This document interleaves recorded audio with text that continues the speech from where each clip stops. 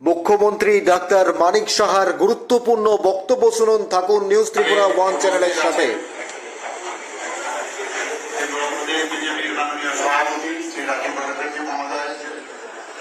এবং আমাদের প্রাক্তন মুখ্যমন্ত্রী এবং বর্তমান মেম্বার অফ পার্লামেন্ট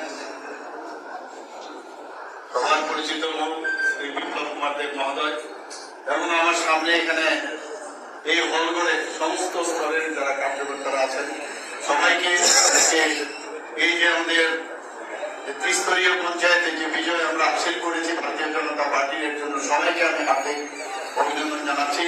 এবং এখানে যারা মিডিয়া বন্ধুরা আছে এর মাধ্যমে ওনাদের মাধ্যমে আমি সমস্ত ত্রিপুরাবাসীকে যারা ভারতীয় জনতা পার্টিকে ভোট দিয়েছেন, যারা এই ইলেকশন কে সুন্দরভাবে এটাকে সম্পন্ন করেছেন, মানে আমাদের স্টেট ইলেকশন কমিশন থেকে আরম্ভ করে আরোগ্য দপ্তর থেকে আরম্ভ করে অ্যাডমিনিস্ট্রেশন থেকে শুরু করে সবাইকে এবং সমস্ত স্তরের যারা কার্যকর্তারা আছেন যাদের কারণে আজকের এই বিজয় হাসিল হয়েছে তার জন্য, আর বিশেষ করে আমাদের ত্রিপুরা প্রদেশ বিজেপি মাননীয় সভাপতি রাজীব ভট্টাচার্যের নেতৃত্বে এই যে জয় হাসিল হয়েছে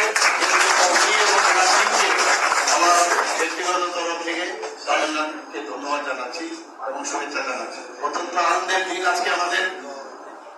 আমরা যখনই ইলেকশন করছি আমরা কয়েকবারে দেখছি, কিছুদিন আগেও লোকসভায় আপনারা দেখেছেন আমাদের প্রচন্ড বহুমতে আমরা দুটো যে আমাদের আসন ছিল দুই জায়গায় আমরা ভালোভাবে জিত হাসিল করেছি।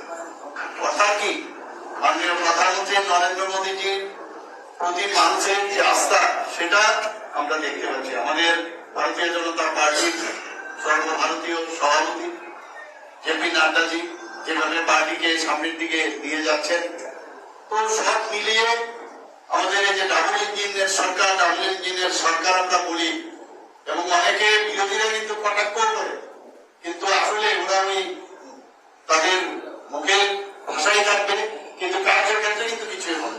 এবং আমরা কিন্তু রেজাল্ট দেখিয়ে আমরা বলতে পারি মানুষ কিভাবে ভারতীয় জনতা পার্টির উপর আস্থা রেখেছেন, আমাদের যশস্বী প্রধানমন্ত্রীর উপর আস্থা রেখেছেন।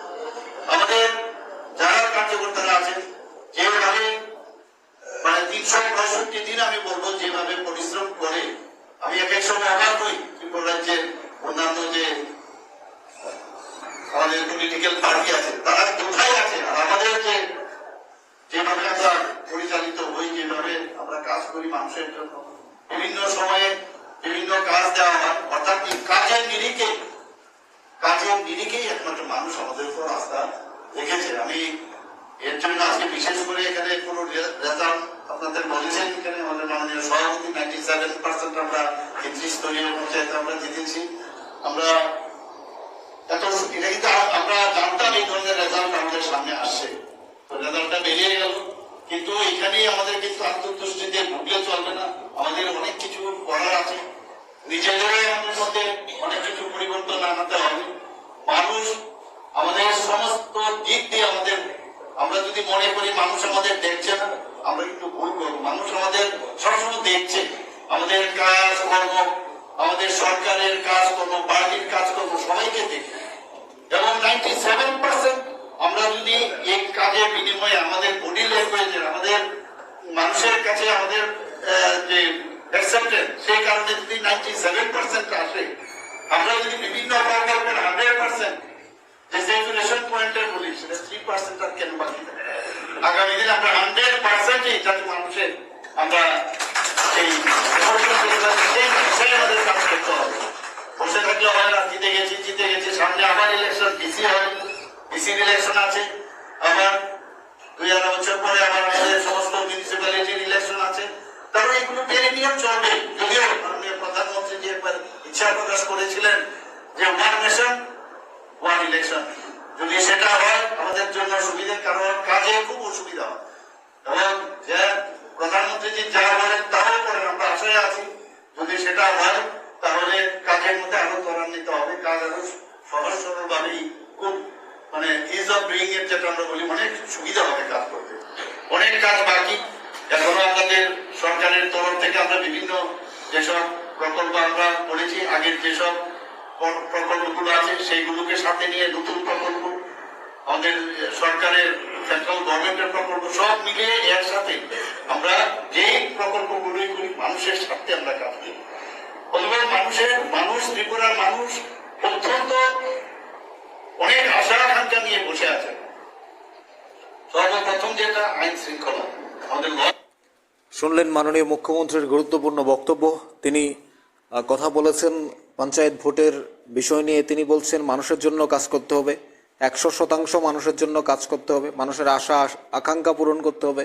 মানুষ কাজ চায়, তার যে চিন্তা ভাবনার জন্য বিজেপিকে এনেছে, বিজেপিকে দায়িত্ব দিয়েছে কাজ করার জন্য, সে কাজ সময় অনুযায়ী করতে হবে। এবং 1 নেশন 1 ইলেকশনের কথা বলছেন মোদিজি, যে বলেন সে কাজই করেন, অর্থাৎ তার বিশ্বাস রয়েছে নেক্সট অর্থাৎ 100% ভোট তারা পাবেন।